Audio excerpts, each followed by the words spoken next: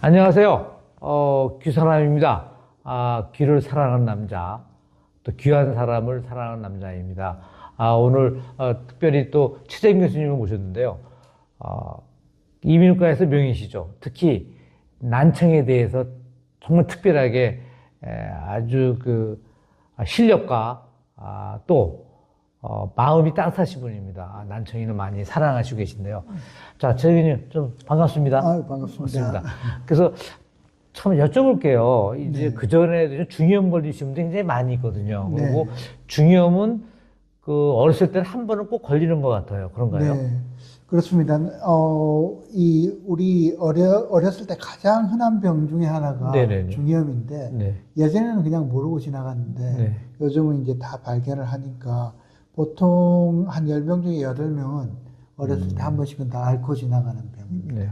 근데 이제 요새 성인들도 그전에는 그래도 중이염 환자들이 많았었는데요. 뭐 네. 위생적이거나 영양이 부족해서 그랬는데, 요새는 그래도 아직 그래도 중이염 환자들이 많이 있는가 봐요.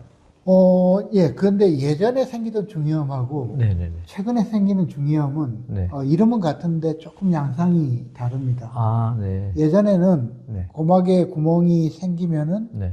균이 이제 안으로 들어가서 그렇죠. 생기는 네네네. 뭐 예를 들어 수영하다 구멍이 생기거나 그러면 이제 균이 들어가면 예전에는 항생제가 발달을 안 했으니까 그게 점점 더 퍼져가지고 중이염이 심해지는 그런 중이염이었는데 요새는 그런 중이염은 별로 없습니다. 그런데 고막이 안으로 말려 들어가서 네. 생기는 진주종이라는 병이 네네네. 최근에 꽤 늘었어요. 그 원인이 왜? 진주종은 왜 그럼 고막이 안으로 말려 들어가느냐? 네. 우리 일상생활에서도 고막이 안으로 말려 들어가는 경우가 꽤 있어요. 예를 들어서 네. 차를 타고 좀 높은 곳으로 쭉 올라오면 귀가 멍하잖아요. 네. 그거는 대기압하고 원래 코 안에 있던 기압하고 달라지니까 고막이 안쪽으로 말려 들어가요. 근데 그 다음에 우리가 침을 꿀꺽 삼키면은 괜찮아지잖아요. 네네네.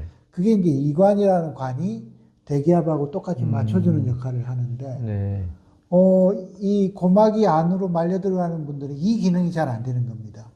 그러니까 이관이라는 기능이 나빠지면 고막이 계속 안으로 말려 들어간 상태. 네. 그러다 보면 거기에 이 분비물이 쌓여가지고 중이염이 생기는, 예전처럼 고막에 구멍이 생겨도 생기는 중이염이 아니라 고막이 안으로 말려 들어가서 생기는 그런 중이염이 요새는 흔합니다. 근데 저 같은 경우도요, 이제 비행기를 타고 이제 특히 착륙할 때 그런데요. 그렇죠. 그러면 굉장히 귀가 좀 아프면서 멍하면서 그래서 그럴 때 침을 삼키거나 아니면은 네. 이게 코를 막고 이렇게 숨을 내쉬거든요. 근데 그게 이간하고 연관이 되어 있는 건가요? 그렇죠. 네네. 우리 착륙할 때 아이들 막 울고 그러잖아요. 네네네네. 그냥 이 환경이 바뀌어서 우는 게 아니라 네. 아이들은 이관 기능이 안 좋으니까 그 압력 차이가 크니까 귀가 상당히 아픕니다. 그래서 이제 아이들이 우는 건데, 이렇게 이제 비행기가 이렇게 내려가면은 대기압이 올라가잖아요. 네네네. 그러면 고막을 누르는 압력이 점점 더 커지는데, 고막 안쪽은 압력이 낮으니까 고막이 안쪽으로 확 밀려 들어가거든요. 그러면 통증이 유발이 되고, 근데 이제 이렇게 검으시거나 침을 한번 꿀꺽 삼키면은, 이 대기압하고 고막 바깥쪽하고 같아지니까, 좋아지는데, 이 이관 기능이 나쁜 사람은 아무리 침을 삼켜도 계속 통증이 남아있죠. 근데 혹시 중이염 환자들이 비행기를 탈 때 주의하거나 아니면 그런 게 있습니까? 어때요? 사실 이제 예전에 네. 중이염은 고막에 구멍이 뚫려 있으니까 그런 주의할 필요가 없는데, 네. 요즘은 원래 이제 이관이 안 좋아가지고 자꾸 귀가 멍하고 이런 분들이 비행기 타고 나서 갑자기 그 증상이 심해져서 오는 경우도 있습니다. 네. 그러니까 그런 분들은 이제 비행기 여행하기 전에 약도 좀 드시는 게 좋고, 조금 미리 조치를 좀 취하는 게 좋습니다. 네. 그러면 아까 이제 청각기관에서 중이가 어디에 속하는지 좀. 그래서 여기 중이염이라는 거는 중이에 생기는 염증인데, 여기 바깥쪽 귀에서 쭉 안으로 따라 들어가다 보면 고막을 만나게 되는데, 고막 안쪽에 500원짜리 동전만큼의 크기의 공기로 꽉 차 있는 공간이 있습니다. 네. 바로 거기가 중이고 거기에 염증이 생기는 병이 중이염이 되겠습니다. 네. 근데 이제 그 뭐 웨이, 중이, 내이 그러면 어디서나 그 내이도 내염이 생기고 그러면 웨이도 웨이염이 생기나요? 그렇죠. 웨이도염은 우리 수영장 갔다 와서 귀에 고름 나오는 그게 웨이도염이고. 근데 난청에 제일 영향을 주는 것이 그러면 중이염인가요? 제일 내염. 많죠. 아, 그렇습니까? 고막에 구멍만 뚫려도 한 20% 청력이 소실되니까. 아, 네. 거기다가 소리를 전달해주는 뼈까지 없어지면 한 50% 소실되고. 네네. 염증이 심해지면 내이염까지 생기니까 거의 못 듣게 되고 그런 수준으로 진행이 됩니다. 되게 이런 증상은 어떤 거예요? 다 이렇게 고통으로 하나 어떻게 다 알고 있어요? 중이염은 네. 사실 처음에는 청력이 조금 떨어진데 그때는 환자들이 병원에 잘 안 옵니다. 네. 그런데 시간이 지나서 저기 염증이 심해지면 고름이 나오기 시작하거든요. 네네. 그러면 이제 깜짝 놀라서 병원에 오게 되는 거죠. 네. 대부분 귀에서 고름이 나온다고 외래로 오게 됩니다. 근데 이제 삼출성 중이염인가요? 네네. 그래서 그런 경우 경우에 따라서는 우리가 난청이 있으면 되게 보청기 이렇게 생각도 하잖아요. 네. 근데 꼭 그렇게만 생각하면 안 되는 거죠. 네, 그게 이제 대표적으로 우리가 그 난청 있는 사람들에게서 고막을 보는 이유가 네네네. 요 삼출성 중이염 때문인데 네. 고막 안쪽에 물이 꽉 차 있는 경우가 있습니다. 아. 그게 이제 우리 콧물, 감기 걸리면 콧물 나듯이 귀에도 네. 똑같거든요. 네. 그러면 고막 안에 물이 꽉 차 있으면 다른 증상은 하나도 없고 못 듣겠네요. 그쵸? 청력이 좀 떨어집니다. 청력이. 한 네. 30-40% 정도 떨어지니까 네. 가는 기 먹었다고 네네네. 한 그 정도까지 떨어지니까 이 난청이 상당히 이제 심해서 오는 경우가 있죠. 네. 그래서 제가 최근에 봤던 환자인데 이 환자는 한 6살짜리 여자아이인데 네. 태어날 때 아무 문제가 없었고 청력에 네. 말도 잘 배우고 있다가 최근 한 6개월, 1년 사이에 발음도 부정확해지고 그것도 그렇지만 아이가 상당히 산만해져가지고 엄마가 뭐 불러도 대답도 안 하고 집중도 잘 못하고 그래서 이 아이를 엄마가 정신과에 데리고 갔어요. ADHD라고. 네. 근데 이제 정신과 선생님이 가만히 보고 이 아이는 그게 문제가 아니라 소리를 잘 못 듣는 것 같다. 이비인후과를 한번 가봐라 해서 왔는데 정말 청각 검사를 해보니까 청력이 한 50% 정도 떨어져 있어요. 근데 고막을 보니까 고막에 물이 꽉 차 있는 거예요. 이 상태로 한 6개월 이상 지낸 겁니다. 그러니까 말도 느려지고 이 아이는 저 고막에 구멍 뚫고 물만 빼주니까 빼자마자 한 30분 만에 청력이 정상으로 회복이 돼요. 그래서 한 3개월 지나니까 또 발음도 좋아지고 그래서 이 삼출성 중이염이 우리가 찾아내기 힘든데 네. 꼭 난청, 특히 이제 어린아이들 난청일 때는 요 삼출성 중이염이 아닌지를 꼭 확인해야 됩니다. 근데 그렇게 짧은 기간에 네. 몇 개월 사이에도 그렇게 달라지나요? 못 들으면은 그러면 어렸을 때 그러면은 뭐 발음도 달라지고 그렇게 될 수가 있나요? 어린아이들은 석 달만 제대로 못 들어도 그래요? 아이들 발음이 달라지기 시작합니다. 그러니까 아주 중요한 거죠.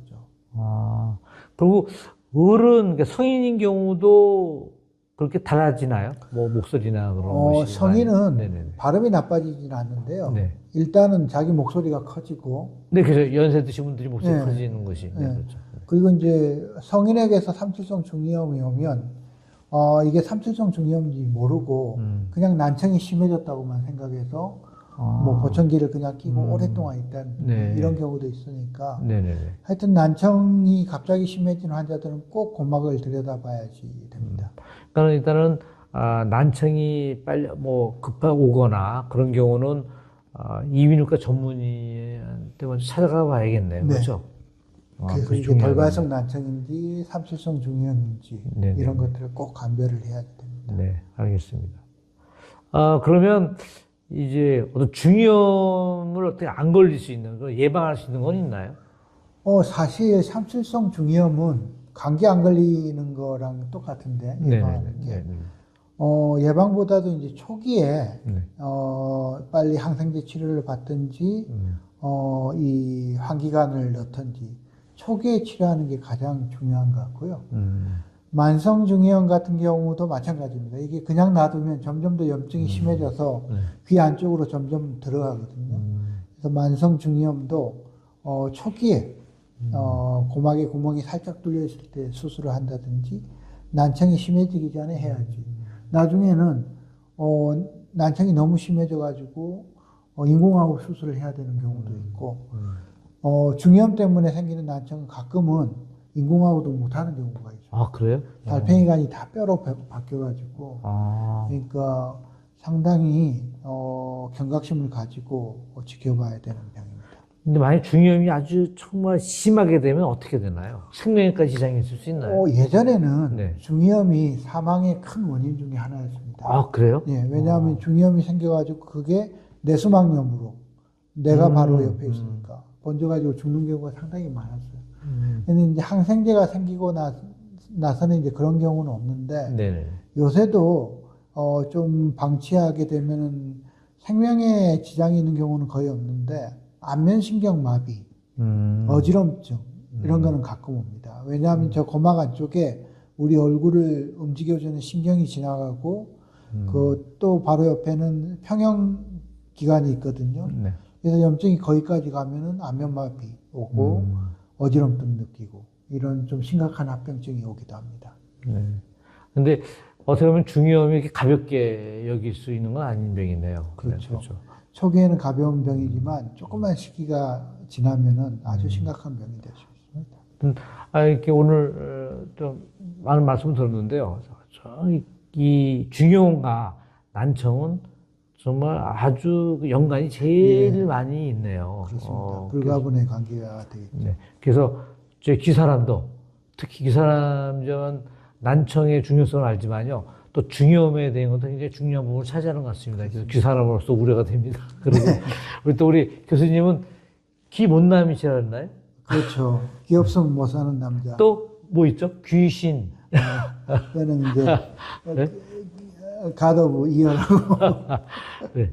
네. 하여튼, 그리고 여러분들도 뭐냐면 혹시, 이제 중이염이나 아니면 난청의 그 어려움을 겪으시면요, 저기 신천 세브란스 병원 이비인후과, 최정 교수님한테 찾아가시면 아주 많은 답과 치료받을 것 같고 또 아니면 또 가까운 그 이비인후과에 이렇게 제가 보기에는 좀 안 들리면 먼저 이비인후과에 가서 네. 진단을 받아야 되겠네요. 그렇죠? 네, 가까운 이비인후과 가시면 요새는 그 네. 고막을 금방 볼 수 있기 때문에 네네. 큰 도움이 되실 겁니다. 네. 하여튼 오늘 좋은 말씀 많이 들었습니다. 그래서 난청과 또 중이염. 그래서 오늘 중이염에 대해서 말씀 주셔서 너무 감사하게 생각합니다. 자, 우리 그 김원남 최재인 교수님, 귀사람, 귀를 사랑하는 남자 심상돈이었습니다. 네, 감사합니다.